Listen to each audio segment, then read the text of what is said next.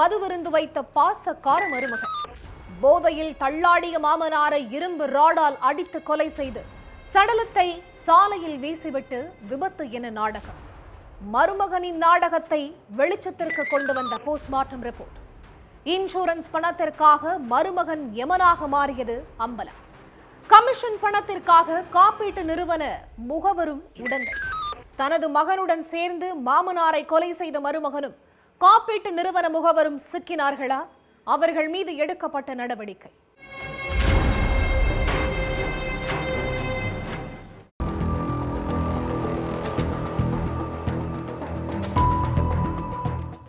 ஒரு முதியவரை அடையாளம் தெரியாத வாகனம் இடிச்சு உயிரிழந்து கிடக்கிறதா போலீசுக்கு பொதுமக்கள் தகவல் கொடுத்திருக்காங்க. அடுத்து அங்க வந்த போலீசார் முதியவரோட சடலத்தை மீட்டு போஸ்ட்மார்ட்டத்துக்காக ஹாஸ்பிட்டலுக்கு அனுப்பி வச்சதோட விபத்து மரணம்னு வழக்கு பதிவு பண்ணியிருக்காங்க. ஆனா போஸ்ட்மார்ட்டம் ரிப்போர்ட் நடந்தது விபத்து இல்ல, சொந்த மருமகனோட சூழ்ச்சிங்கிறத வெளிச்சத்துக்கு கொண்டு வந்திருக்கு. ஆந்திர மாநிலம் அனக்காப்பள்ளி பக்கத்துல உள்ள கொத்தப்பள்ளி கிராமத்தைச் சேர்ந்தவர் 65 வயசான நாராயணமூர்த்தி. இவரோட மருமகன் அன்னவரம் மது மாது சூதுன்னு ஆடம்பர செலவு பண்ணியே ஊர் முழுக்க 30 லட்சம் ரூபாய் கடன் வாங்கி இருக்கார். கடன் தொகை ஒரு பக்கம் வட்டிக்கு மேல வட்டி ஏற, மறுபக்கம் கடன்காரங்களும் பணத்தை கேட்டு அழுத்தம் கொடுத்திருக்காங்க. அதனால என்ன செய்யறதுன்னு வருத்தத்துல இருந்த அன்னவரம் வயசான சொந்தக்காரங்க யாராவது இருந்து அவங்க பேர்ல இன்சூரன்ஸ் இருந்திருந்தா அவங்க கதையை முடிச்சிட்டு பணத்தை வாங்கி இருக்கலாமேன்னு எண்ணம் வந்திருக்கு. அந்த எண்ணத்தை தன்னோட நண்பரும் காப்பீட்டு நிறுவன முகவருமான நானாஜி கிட்ட சொன்ன அன்னவரம் தன் மாமனார் தான் எங்க வீட்டுல வயசானவர், ஆனா அவர் பேர்ல இன்சூரன்ஸ் இல்லையேன்னு வருத்தப்பட்டு இருக்கார்.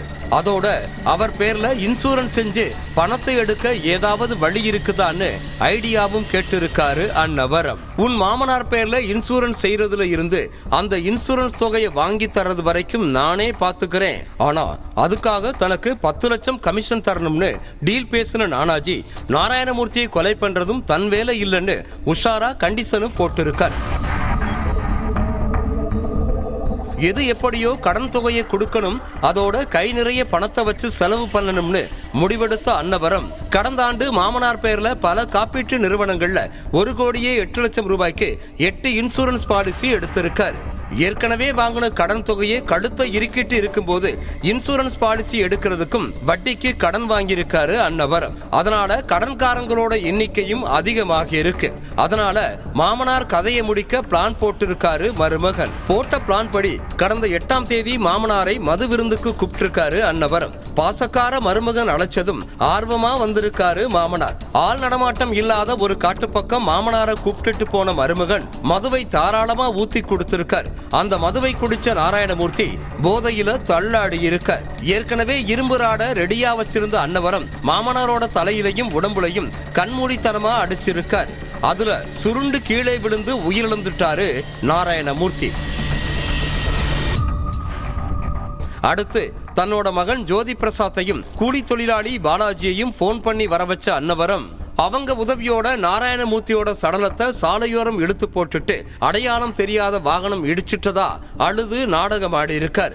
அடுத்து அந்த வழியா போன பொதுமக்கள் கொடுத்த தகவல் படி அங்க வந்த போலீசார் சடலத்தை போஸ்ட்மார்ட்டத்துக்கு அனுப்பி வச்சுட்டு கண்ணீர் வடிச்சிட்டு இருந்த மருமகன் கிட்ட விசாரணை நடத்தி இருக்காங்க.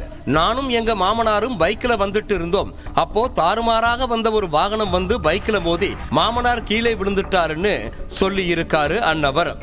ஆனா போஸ்ட்மார்ட்டம் ரிப்போர்ட்ல இரும்பு ராடால அடிச்சு கொண்டு இருக்கிறது தெரிய வந்திருக்கு. அடுத்து அழுது கண்ணீர் சிந்தின மருமகன் கிட்ட கிடுக்குப்படி விசாரணை நடத்திருக்காங்க போலீசார். அப்பதான் இன்சூரன்ஸ் பணத்துக்கு ஸ்கெட்ச் போட்டு கொலை செஞ்ச விவரத்தை சொல்லி இருக்காரு அன்னவரம். அடுத்து அன்னவரம் அவரோட மகன் ஜோதி பிரசாத் இன்சூரன்ஸ் ஐடியா கொடுத்த நானாஜி, கொலைக்கு உதவி செஞ்ச கூலி தொழிலாளி பாலாஜி 4 பேரையும் கைது பண்ணி கம்பி எண்ண வச்சிருக்காங்க காவல்துறையினர்.